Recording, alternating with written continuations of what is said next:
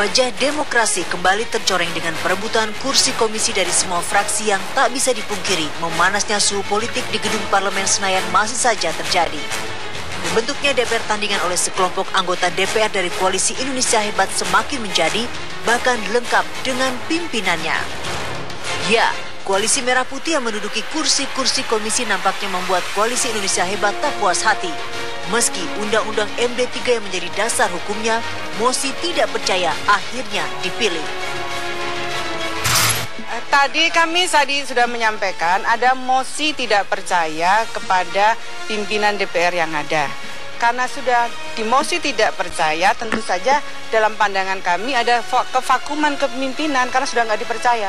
Kemudian setelah kami ada 5 fraksi yang tidak mempercayai pimpinan itu, maka dibutuhkan pimpinan sementara yang menghandle kepemimpinan.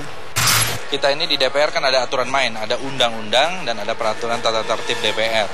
Disitulah tempat kita kembali untuk masalah apapun, aturan main. Kalau seseorang atau satu kelompok mau menurut maunya mereka sendiri dan membuat aturan baru, saya kira itu akan sangat berbahaya. Ya, itu sama bahayanya kalau tiba-tiba orang bikin presiden tandingan, menteri tandingan dan lain-lain. Jadi saya kira ini kekanak-kanakan dan contoh politik yang tidak dewasa. Lantas, bagaimana legalitas terbentuknya DPR versi partai politik yang tergabung dalam Koalisi Indonesia Hebat yang dipimpin PDI Perjuangan? Kebuntuan komunikasi politik di parlemen nampaknya belum juga teratasi. Musyawarah untuk mencapai mufakat laksana jauh panggang dari api. Jauh dari nilai-nilai demokrasi yang selama ini dijunjung tinggi.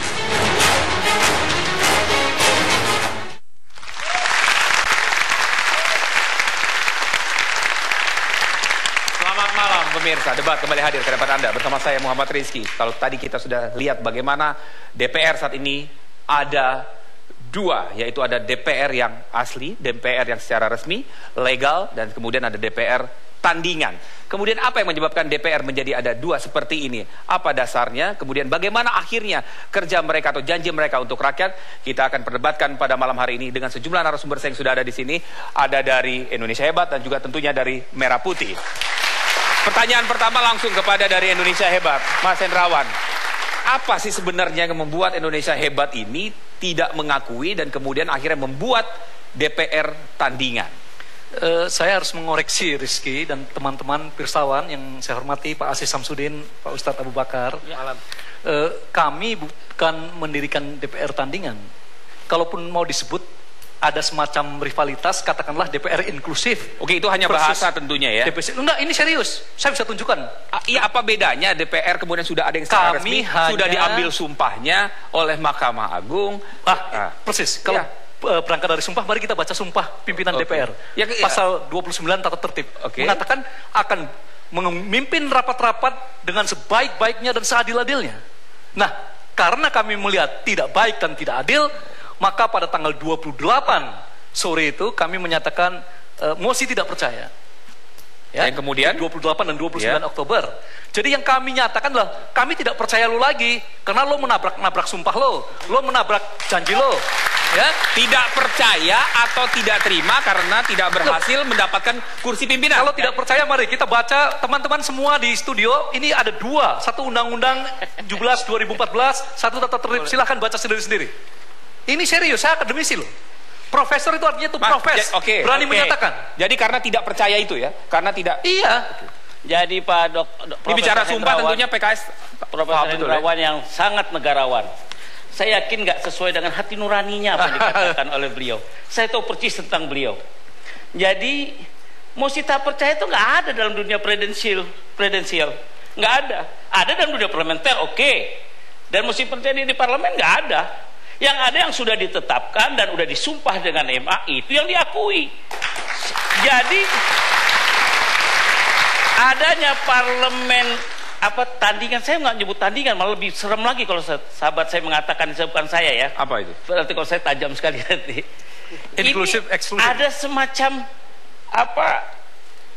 makar tersendiri dari anggota-anggota parlemen. Anda dituduh makar oleh yang berencana untuk menurunkan Jokowi kelihatannya gitu. Itu bahasanya. Kenapa? Karena sampai kenapa Anda bisa tuduhan kok bisa ekstrimnya ke makar sih?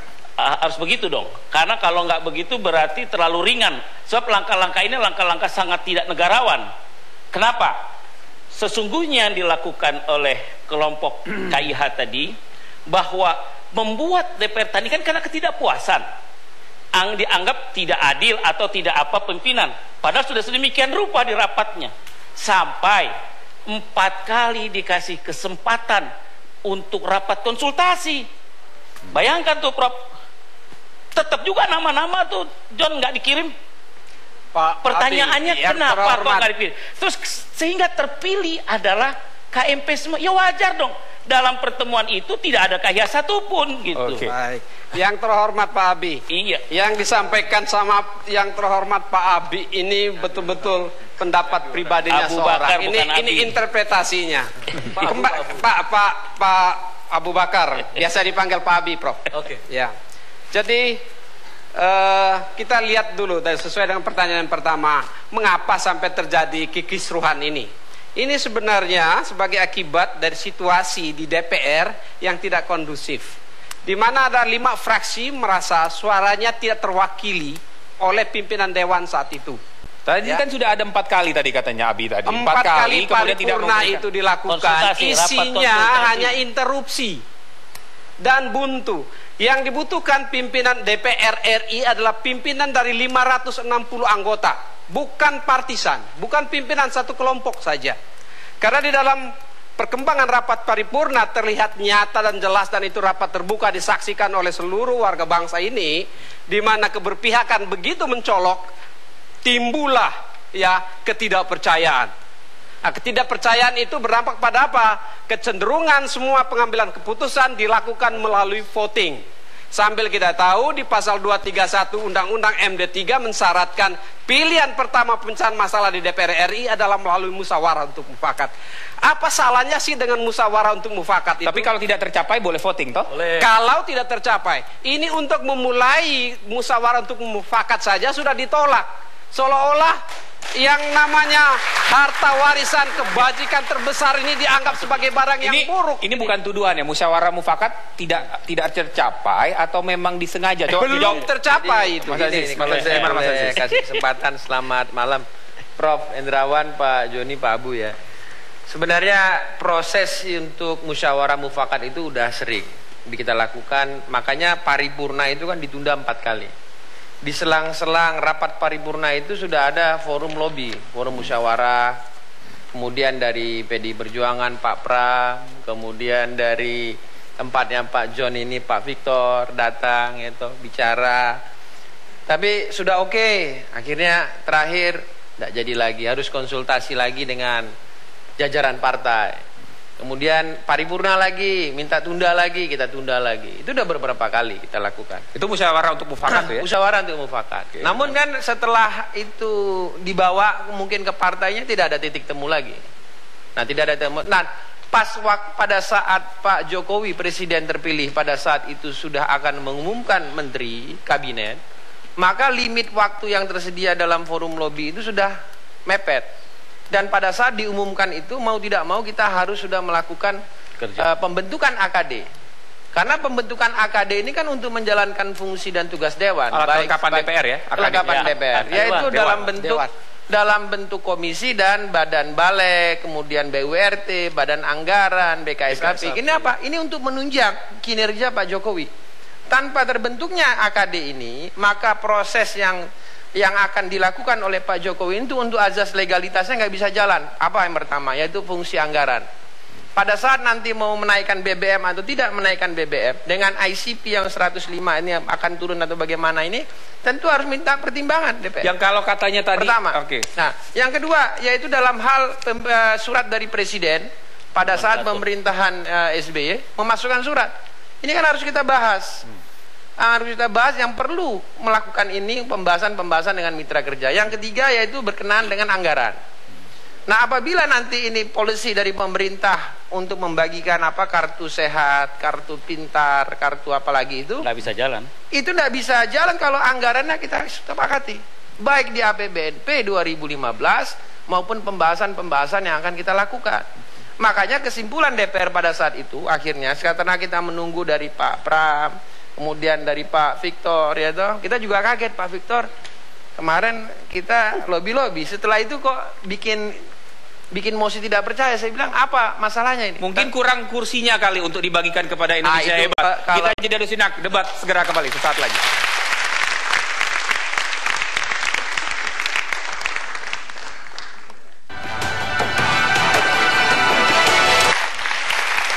Masih di debat, pertanyaan tadi terpotong. Atau jangan-jangan ini bukan hanya musyawarah atau tidak mufakat yang tercapai, tapi gara-gara kursinya nggak kebagian. Rizky, bukan tidak kursi kebagian kali. Karena udah disapu bersih gitu. Para pirsawan dan teman-teman yang ada di studio ini, kekuatan koalisi Indonesia Hebat di parlemen itu 44,11%. Sementara koalisi Merah Putih 55,89%. Jadi 44-56. Coba berdasarkan sense of justice kita, berdasarkan nurani keadilan kita, ya.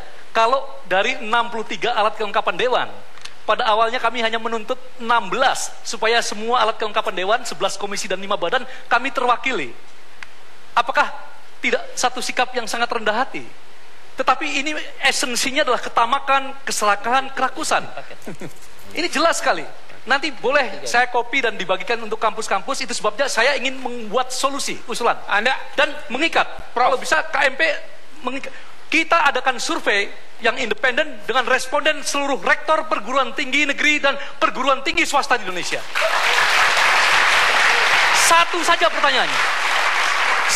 pertanyaannya. Ini kita ingin menggali kearifan kolektif kita.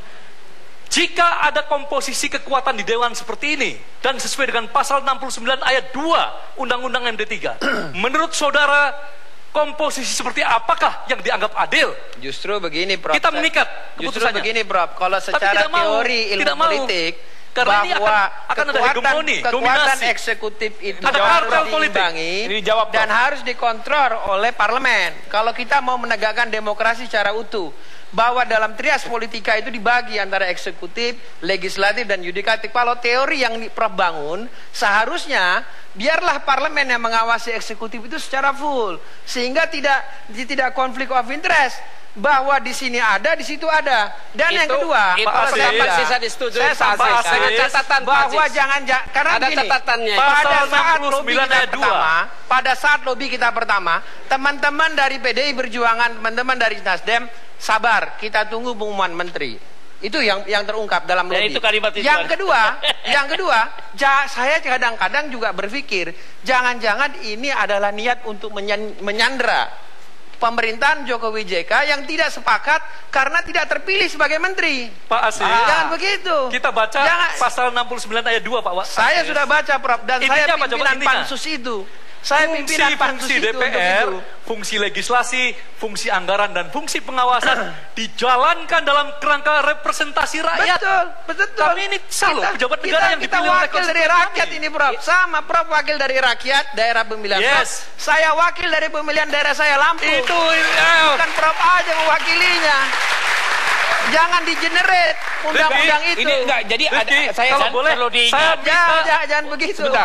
Bang Gas dulu. Saya minta Prof juga jangan memperjualkan intelektual Prof. Pak Aziz yang terhormat. Politik. Pak Aziz yang terhormat. Pak Aziz yang terhormat.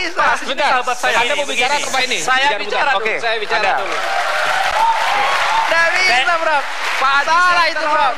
Saya cerita sedikit pada Hendrawan ya. Saya pansus MD3 itu. Oke, kita undang-undang bareng. Pak Aziz. Oke. Ya, gimana Pak Jody? Mengutip dalam pikirannya Pak Aziz. Ya, gimana? Check and balance antara DPR dan pemerintah. Betul. Itu bagus-bagus adanya dan itu harus.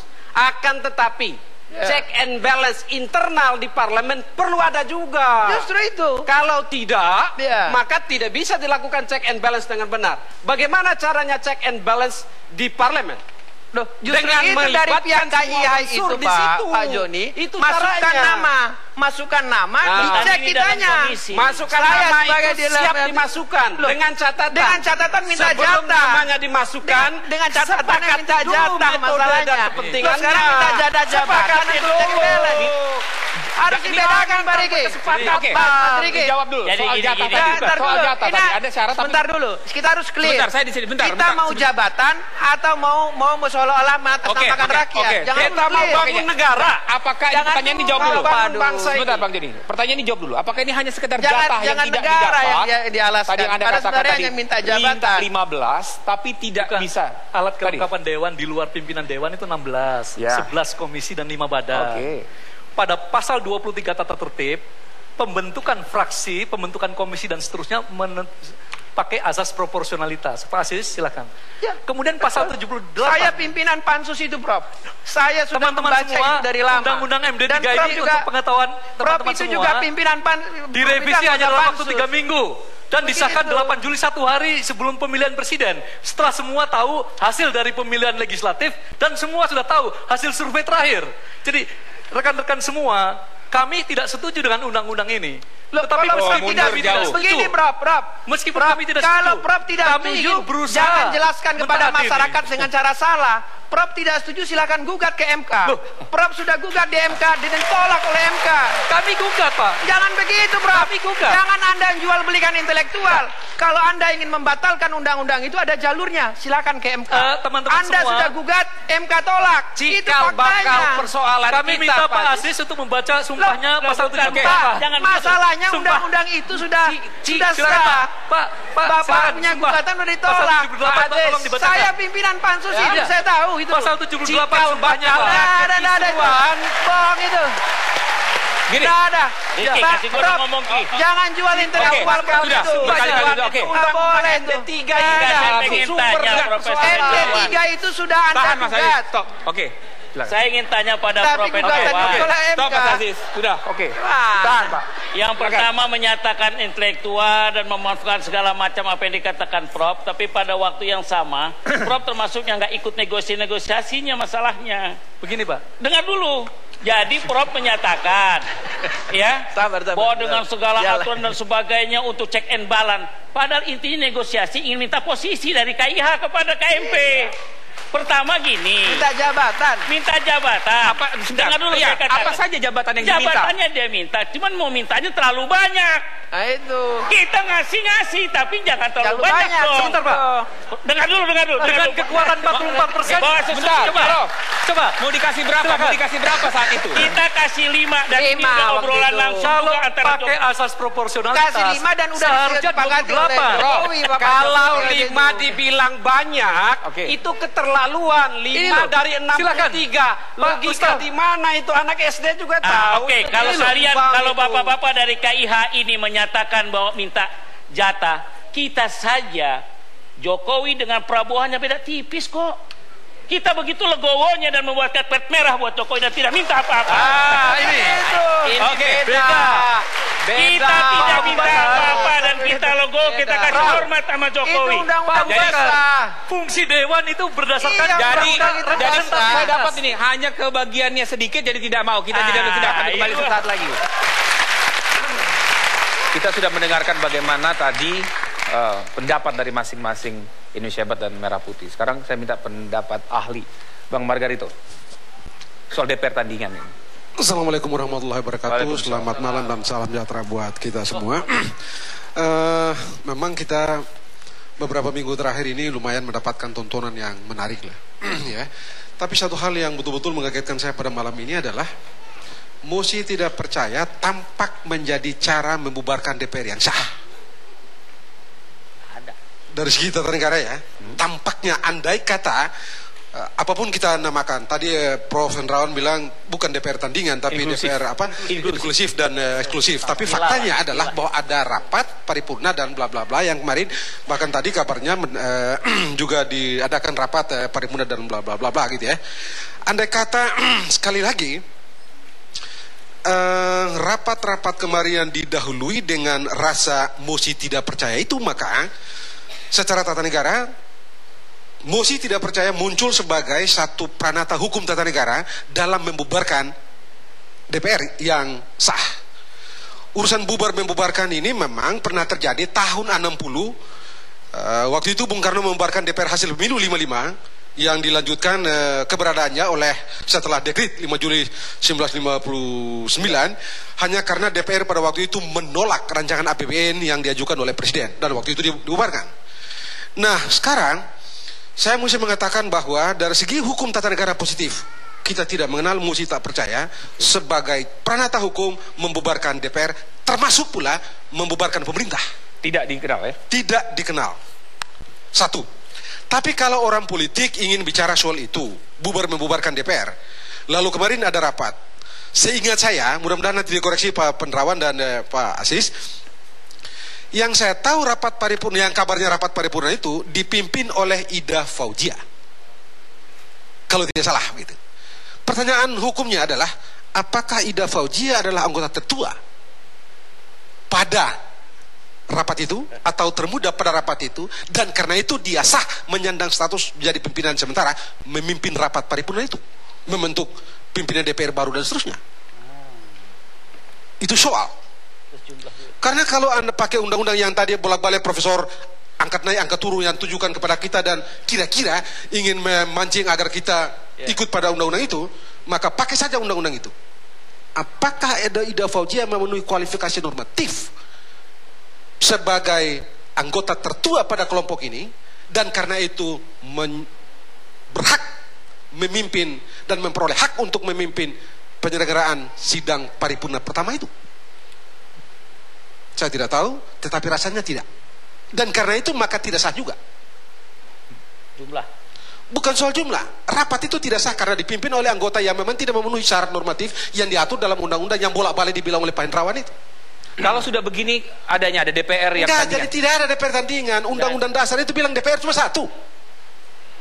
Tapi saya mau ingatkan, dan saya khawatir dan mudah-mudahan Presiden kita, dan saya senang Bapak Presiden kita ini ya, Pak Jokowi dan Pak Yusuf Kala sudah tegas-tegas menghendaki satu, jangan bikin perpu dan jangan ada macam-macam DPR, satu saja DPR. Saya senang. Mengapa? Kalaulah, dan tadi saya ngomong-ngomong sebentar luar, andai kata teman-teman dari KMP mau bermain agak sedikit maju, besok misalnya memanggil Menteri Hukum dan HAM yang mengeluarkan keputusan P3 itu, panggil dia, tanyakan dia bla bla bla dan seterusnya, terus dia tidak mau datang dengan alasan misalnya DPR ini tidak sah, celaka. Sudah dijadwal.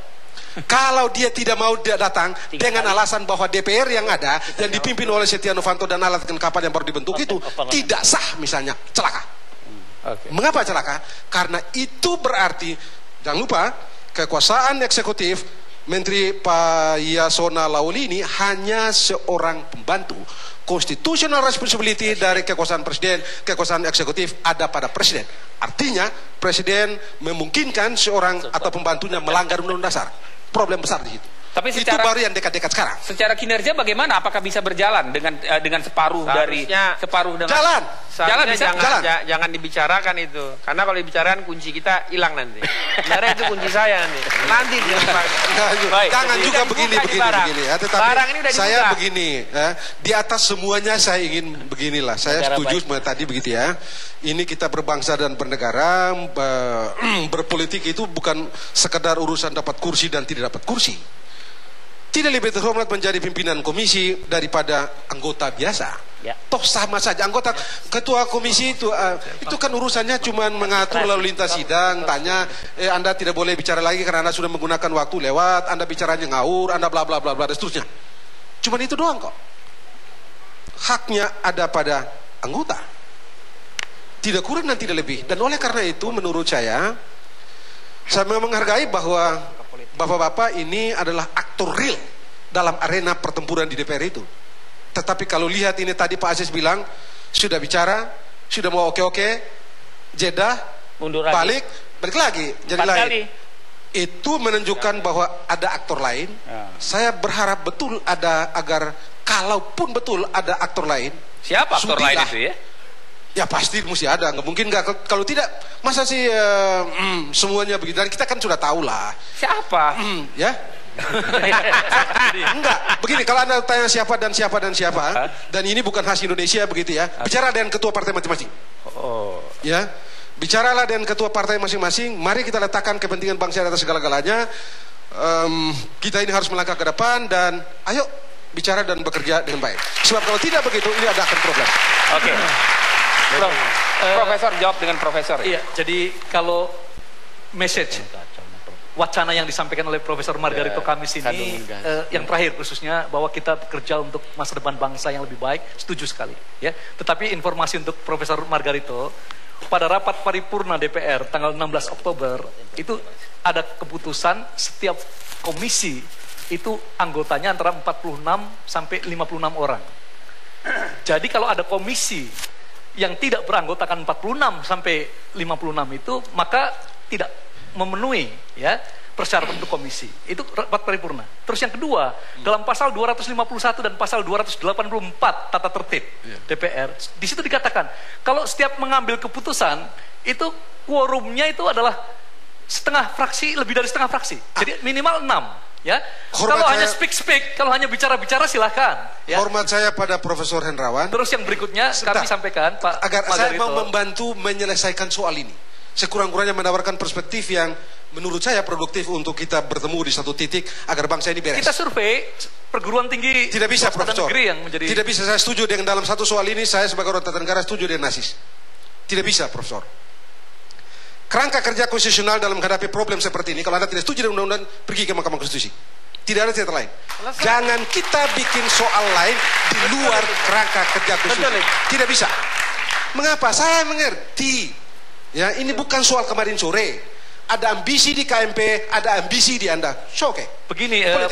Prof. Margarito. Tapi ambisi-ambisi ini mesti diabdikan dan didedikasikan seluruhnya untuk kepentingan bangsa. Dan karena itu diberikan kerangka kerja dalam konstitusi. Yang diperintahkan sekarang ada pada Undang-Undang Nomor 17 Tahun 2014 itu.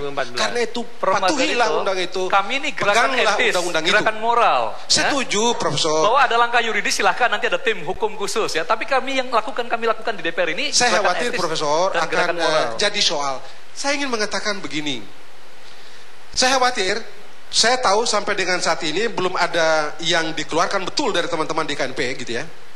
Tadi baca pasal 251 dan pasal 280, 281 begitu ya. Jangan 284. salah. 284 dan segala macam itu ya. Jangan salah. Ya. 281 tidak menunjuk 251. 281 menunjuk pasal 280. Apa? 284. 284. Eksplisit. Jadi bingung orang kalau bicara pasal-pasal. Ya. Jadi karena biar bingung, kita harus jeda dulu sini. Kita kembali sesaat lagi.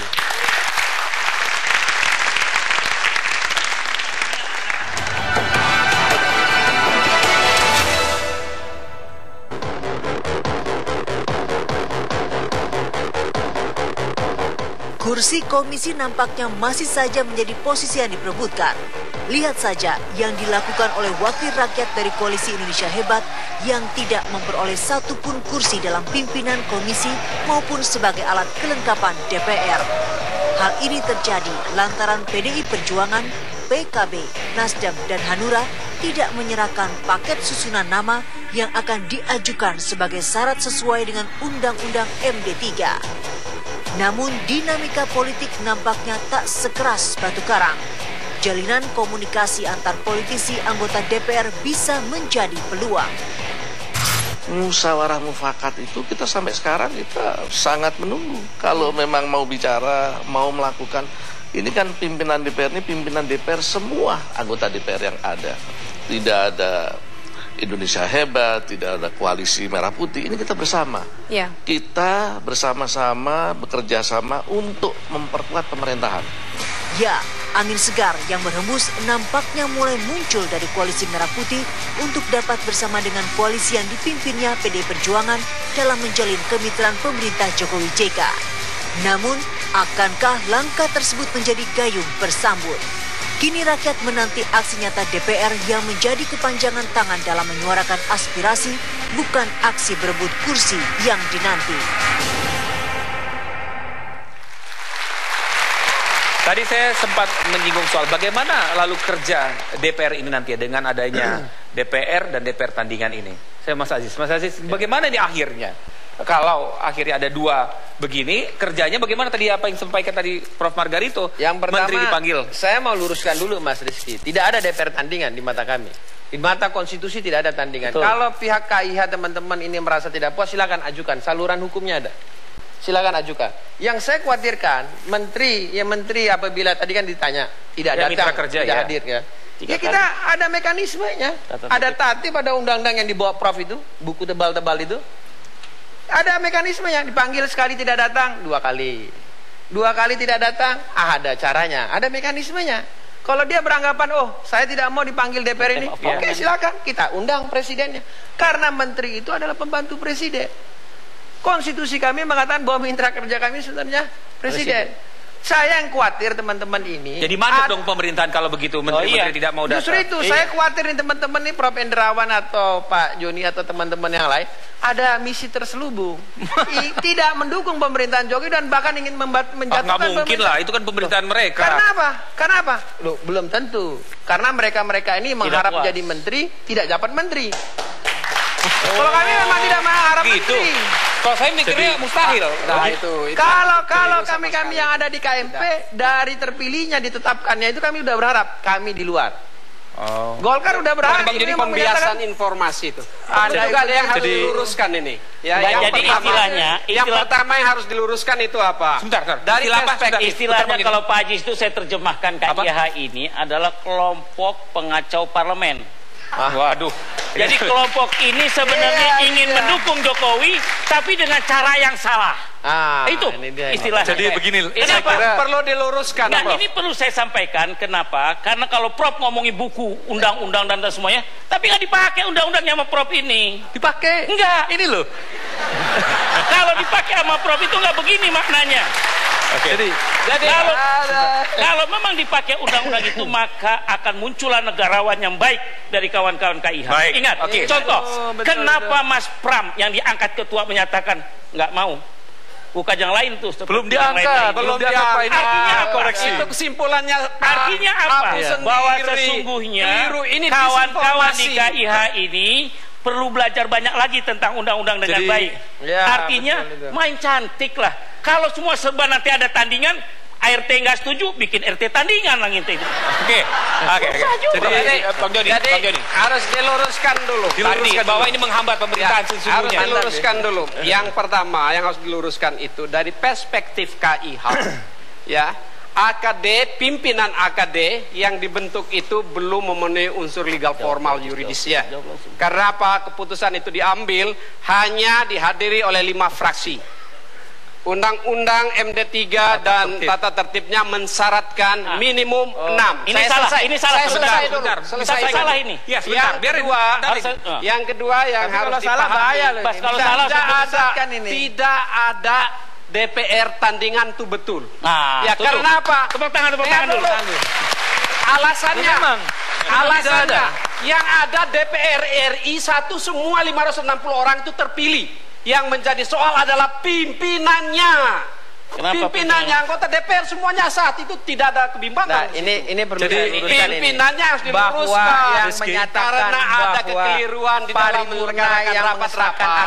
Ini tidak jelas. Pendapat bahwa pimpinan ini sangat partisan. Karenanya diberikan mosi tidak percaya sebagai langkah politik, bukan langkah hukum. Ya, karena langkah politik diambil, terjadilah kekosongan pimpinan di Dewan. Tapi bukannya sudah diterima pimpinan itu? Sudah diterima sampai dengan tanggal 28. Itu diterima sampai dengan tanggal 28. Kenapa ada batas tanggalnya begitu? Setelah tanggal 28, disitulah persoalannya. Kasus P3 muncul, keputusan diambil sepihak. Harus berdasar hukum. Ini menjadi pertanyaan KIH. Ini KMP mau merebut seluruh kekuasaannya, maruk kata anak Jakarta. Tujuannya apa? Jangan ada agenda-agenda di belakangnya yang bisa menghambat pemerintah lalu kemudian merugikan negara. Satu menuduh marah, satu marah karena tidak kebahagiaan. Kita jeda, sesaat lagi kita segera kembali. Kita sudah sampai di penghujung. Sebelum saya tutup, saya ingin mendapatkan pencerahan dan juga Anda tentunya pemirsa. Bagaimana sesungguhnya bisa akhirnya menjadi satu titik temu? Mas Aziz, bagaimana ini? Saya dengar-dengar sudah ada solusi katanya, ada penambahan komisi. Ya, solusi itu kan yang penting teman-teman yang yang sekarang belum belum masuk ini memang benar-benar memegang komitmen. Jangan nanti setelah balik lagi ke markas berubah lagi. Ini kan repot. Dan saya perlu tekankan bahwa apapun sikap kita secara politik, apa secara ekonomi atau secara lain, tetap harus berdasarkan atas hukum. Hukum itu apa? Undang-undang. Undang-undang itu apa? Itu yang Prof pegang itu. Jangan diputar-putar undang-undang itu. Oh ini begini penafsiran. Bingung jadi orang ini. Untung saya sebagai pimpinan ini paham benar ini urat-uratnya undang-undang ini. Jadi saya menyampaikan bahwa apapun langkah-langkah atau manuver politik, tolong harus berdasarkan atas hukum. Untuk yang DPR tandingan ini bagaimana akhirnya? Tadi sudah jelas bahwa mereka tidak ada DPR tandingan. Mereka sudah sampaikan tadi kan di sesi berikutnya bahwa bukan DPR tandingan yang mereka sampaikan, mosi tidak percaya. Kalau mosi tidak percaya silakan, jalur hukumnya ada. Baik. Abi gitu. Close statement. Iya. Oh. Jadi nggak ada solusi nggak nih sebenarnya? Ada solusi. Apa? Makanya ketua itu hari ini rapat. Salah satunya tawaran ingin menambah jumlah komisi. Kalau ditambah 3 udah kebayang. Ya, berarti akan dibagikan. Artinya posisi kawan-kawan KIH ini merasa tidak nyaman kalau tidak mendapatkan tempat di posisi pimpinan-pimpinan. Kalau di KMP nggak dapetin menteri santai-santai aja, rileks malah, ya, malah senang kalau dikasih menteri, nggak demen sekarang, karena kita ingin kontrol, ingin jadi penyeimbang itu. Nah, jalan keluar dengan 3 yang disampaikan ini juga belum tentu putus. Tergantung nanti duduk bersama. Didukung dah oleh mereka juga. Jangan-jangan mereka juga habis rapat lagi ke pimpinan nggak setuju lagi itu nanti. Jadi udah kesekian kali pertemuan. Jadi saya berharap pertemuan ini kalau bisa menemukan solusi. Kesian KIP udah dibuat, KIS sudah dibuat. Pak Jokowi kartunya udah kebanyakan kartunya nggak bisa jalan nanti nih. Susah. Kenapa? Karena nggak bisa diputuskan oleh parlemen. Gitu. Jadi kita berharap berjalanlah dengan undang-undang. Jangan bikin aturan bernegara nih dengan cara main-mainnya. Oke, Abi. Bang Joni? Baik. Kalau ada kira-kira apa solusinya sesuai dengan 3 tadi kira-kira? Semua usaha rekonsiliasi, usaha untuk duduk bersama menyelesaikan persoalan yang kusut ini semakin cepat semakin baik. Itu. Yang kedua, persyaratannya ya bahwa rekonsiliasi atau apapun namanya untuk mempertemukan pada satu titik temu harus dilakukan oleh kedua belah pihak. Tidak bisa hanya sebut sepihak saja, harus kedua belah pihak. KIH membuka pintu diskusi selebar-lebarnya. Tentu kami berharap KMP juga membuka pintunya selebar-lebarnya. Ini demi apa? Demi membangun negara. Prinsip KIH ya.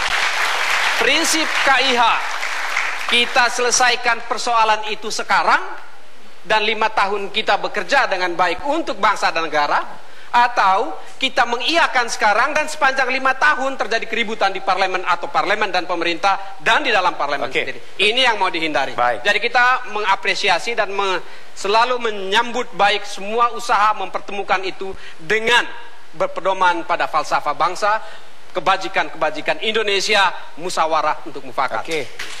Prof, Andawan? Jadi Rizky, Pak Asis, Pak Abu Bakar, teman-teman semua. Jadi saya kira kita berdiri di tanah yang sama. Ya, kita sudah bersumpah menjadi satu bangsa, satu tanah air, satu bahasa. Itu sebabnya marilah kita menjunjung tinggi kearifan kolektif yang kita miliki, musyawarah mufakat.